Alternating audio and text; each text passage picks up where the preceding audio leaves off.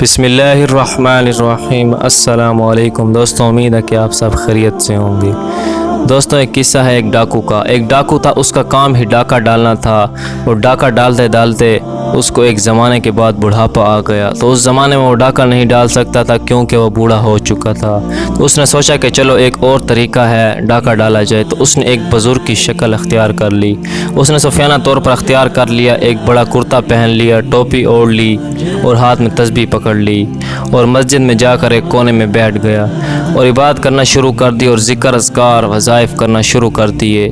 وہ ہر وقت مسجد میں رہتا، یہاں تک کہ لوگوں میں اس کی شہرت ہو گئی کہ یہاں پر ایک اللہ والا رہتا ہے، اس لیے لوگ اس کے پاس آنے جانے لگے اور اللہ والا سمجھ کر ان کو تحائف اور ہدیہ دینے لگے۔ اس طرح اس نے روپے اور پیسہ کمانا شروع کر دیا، گویا اسے ایک اور طریقے سے ڈاکہ ڈالنا شروع کر دیا، لوگوں کو لوٹنا شروع کر دیا۔ جب اس کا چرچا دور دور تک پھیل گیا تو ایک مرتبہ اس ڈاکو کے پاس دو آدمی آئے جو اللہ کی محبت کو پانا چاہتے تھے۔ تو انہوں نے کیا کیا، تو انہوں نے اس سے بیعت کی درخواست کی اور بیعت ہو کر اس کی خدمت میں رہنا شروع کر دیا۔ اپنی اصلاح کرتے رہے، وقتاً فوقتاً اصلاحی سوالات کرتے رہے۔ اس پیر کو کچھ آتا تو نہیں تھا دوستوں، لیکن وہ اللہ والوں کی کتابوں پڑھ کر دیکھ کر اصلاحی نسخے نکال دیتا تھا۔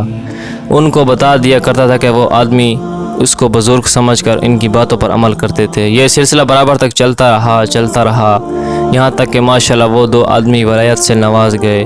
وہ دو آدمی بڑے بزرگ بن گئے اور بڑے بڑے اونچے مرتبے پر فائز ہو گئے، صاحب الکشف ہو گئے، کرامات والے ہو گئے۔ آپ نے دیکھا ہوگا کہ دوستوں بزرگوں کے ہاتھ میں کرامات ہوتے ہیں۔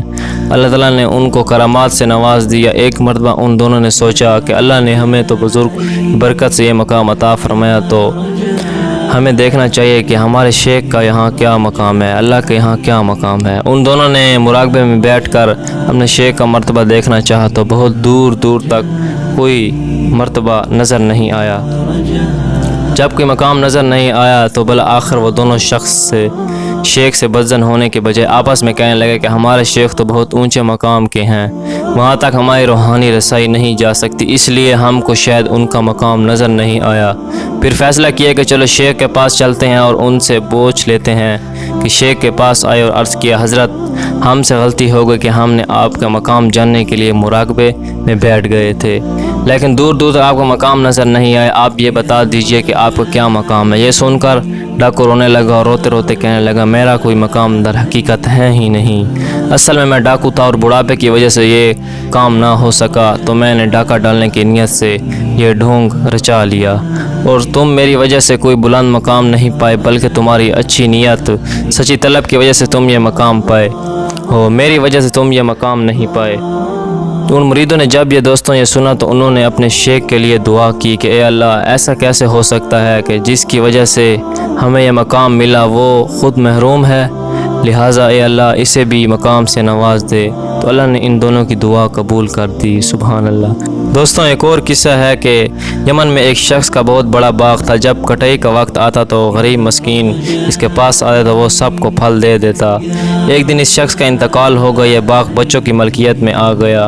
بچوں نے سوچا کہ ہمارا باپ تو بے وقوف تھا، سب بانٹ دیتا تھا، اپنے پاس بہت کم رکھتا تھا، لیکن ہم ایسا نہیں کریں گے، اب جو پیداوار ہوگی ہم خود رکھیں گے۔ جب کٹائی کا وقت آیا تو رات کو ان سب نے مشورہ کیا کہ رات کو اندھیرے میں جا کر کٹائی کریں گے، مانگنے والے بھی نہیں ملیں گے۔ یہ سب مشورہ کر کے سو گئے۔ دوستوں رات کو ہی اللہ تعالیٰ کا عذاب ان کے باغ میں نازل ہو گیا اور سب تباہ ہو گیا۔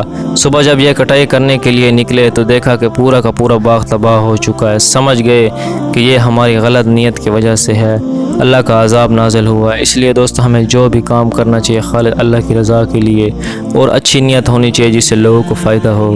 دوستو امید ہے کہ آپ کو ہماری ویڈیو اچھی لگی ہوگی، اگر اچھی لگی تو ہمارے چینل کو سبسکرائب کریے اور بیل آئیکن کو دبانا نہ بھولے تاکہ ہماری آنے والی ہر نیو ویڈیو کا نوٹیفیکیشن آپ تک پہنچتا رہے۔ ملتے ہیں نیو ویڈیو کے ساتھ، تب تک کے لیے اللہ حافظ۔